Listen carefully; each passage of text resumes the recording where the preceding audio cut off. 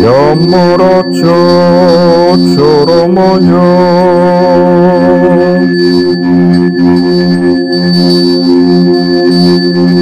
Yamarani Niramaya.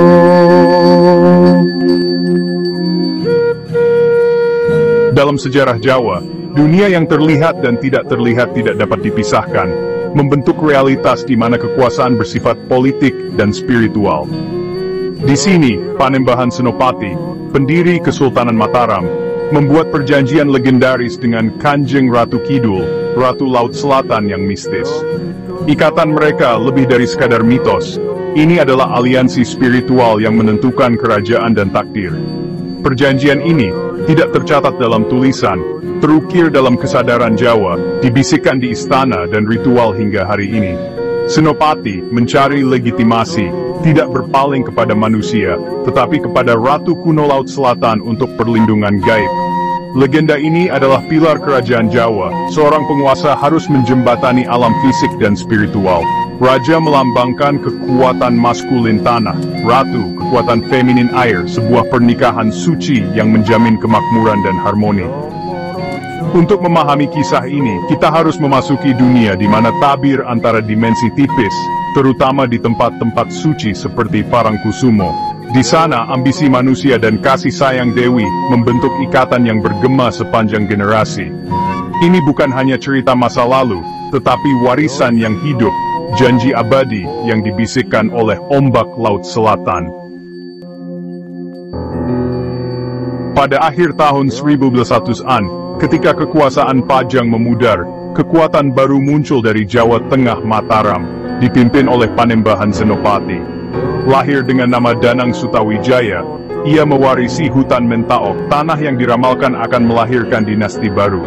Ambisi Senopati jelas, menyatukan Jawa, tetapi tidak hanya dengan kekuatan. Ia mencari legitimasi yang bersifat duniawi dan ilahi, memahami bahwa kerajaan sejati membutuhkan dukungan spiritual. Kronik menggambarkan ia sebagai ahli strategi dan pertapa, dibimbing oleh penasihat manusia dan gaib. Untuk menantang Pajang, ia membutuhkan sekutu di luar jangkauan manusia.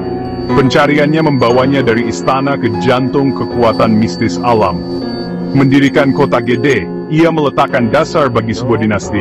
Tetapi pertama-tama, ia harus membuktikan dirinya kepada kekuatan primordial pulau itu. Pandangannya beralih ke selatan, menuju samudra dan ratu legendarisnya. Senopati tahu ia membutuhkan lebih dari sekadar pasukan. Ia membutuhkan wahyu, tanda ilahi. Dibimbing oleh guru spiritual, ia mengetahui takdirnya terletak pada Kanjeng Ratu Kidul, Ratu Laut Selatan. Untuk memenangkan restunya adalah untuk mengamankan fondasi spiritual kerajaannya. Senopati melakukan tapa berata, bermeditasi di Parangkusumo, pantai suci tempat bertemunya dua dunia. Duduk di batu Selo Gilang, ia memusatkan rohnya, memanggil sang ratu. Meditasinya melepaskan kekacauan, badai, laut bergejolak, dan gangguan gaib yang mencapai istana ratu. Terkejut oleh kekuatan ini, Ratu Kidul memutuskan untuk menyelidiki manusia yang telah memanggilnya. Ia menenangkan badai dan bangkit dari kedalaman, siap menemui raja yang berani memanggilnya. Panggung telah diatur untuk pertemuan legendaris. Saat ketenangan kembali ke Parangkusumo, Senopati merasakan suatu kehadiran, harum, tenang, dan kuat. Kanjeng Ratu Kidul muncul, bersinar dalam balutan hijau laut, melambangkan kebijaksanaan dan keanggunan kuno. Ia terpikat oleh kekuatan spiritual dan visi Senopati untuk Jawa. Pertemuan mereka lebih dari sekadar politik, itu adalah hubungan yang mendalam. Legenda mengatakan sang ratu jatuh cinta, tergerak oleh keberanian dan ambisinya. Senopati tercengang, meminta restunya untuk menyatukan Jawa. Sang ratu setuju, menjanjikan perlindungan dan bantuan gaib untuknya dan keturunannya. Sebagai imbalannya, ia meminta kesetiaan dari Senopati dan para penerusnya. Persatuan mereka adalah pacaran dan perjanjian, yang disegel di istana bawah airnya. Di sana, ia mengajarkan rahasia kekuasaan, perang dan cinta. Senopati kembali dalam keadaan berubah, Seorang raja yang diurapi oleh kekuatan ilahi, membawa janji suci.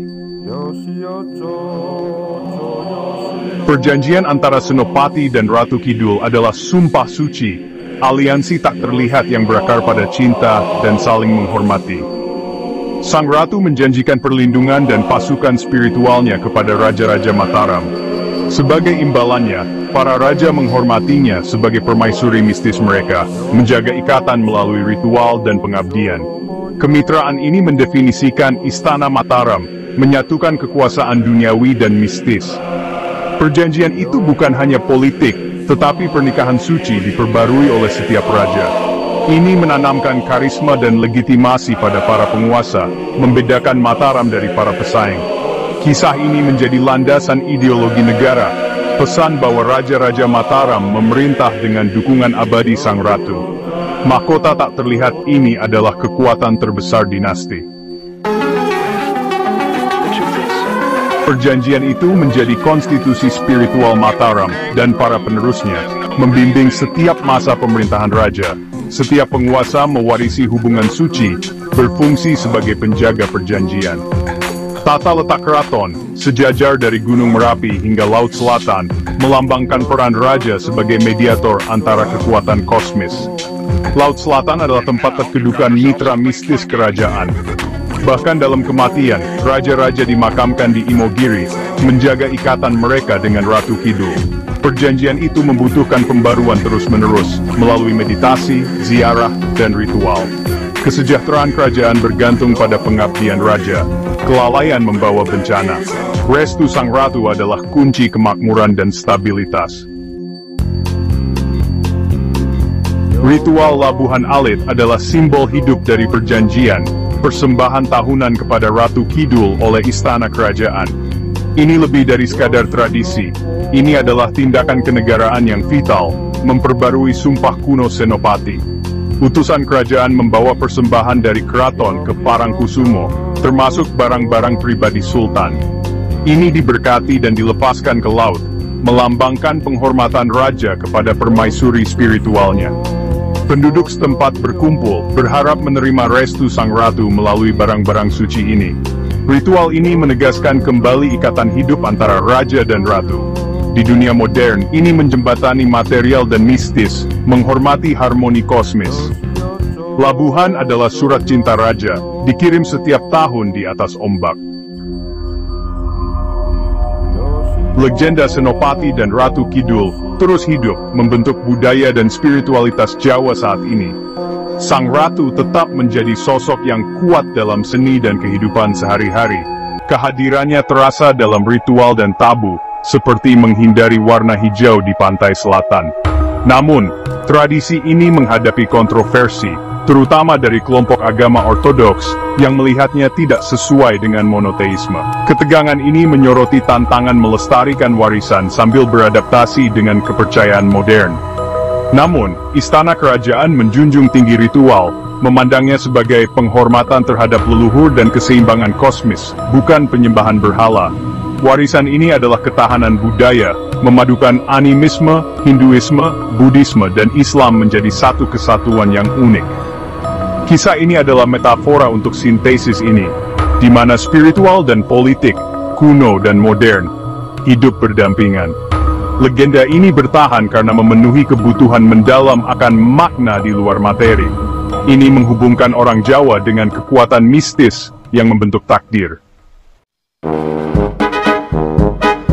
Kisah Senopati dan Ratu Kidul adalah epos abadi, kuat, romantis dan mendasar bagi identitas Jawa. Ini mengajarkan bahwa kekuatan sejati berasal dari harmoni dengan alam semesta, bukan hanya penaklukan. Perjanjian mereka adalah ekspresi tertinggi dari filosofi Jawa, aliansi suci, cinta dan kekuasaan. Inti legenda adalah cinta, romansa kosmis yang menjembatani dunia dan generasi. Hari ini, kisah ini terus hidup, menginspirasi seni dan identitas Tasik, serta memicu perdebatan tentang iman dan tradisi. Perjanjian gaib adalah warisan abadi, mengingatkan kita bahwa kerajaan terbesar dibangun di atas iman, keberanian dan cinta. Gema abadi dari perjanjian mereka berbisik melalui ombak, pengingat bahwa aliansi paling kuat ditempa dalam hati.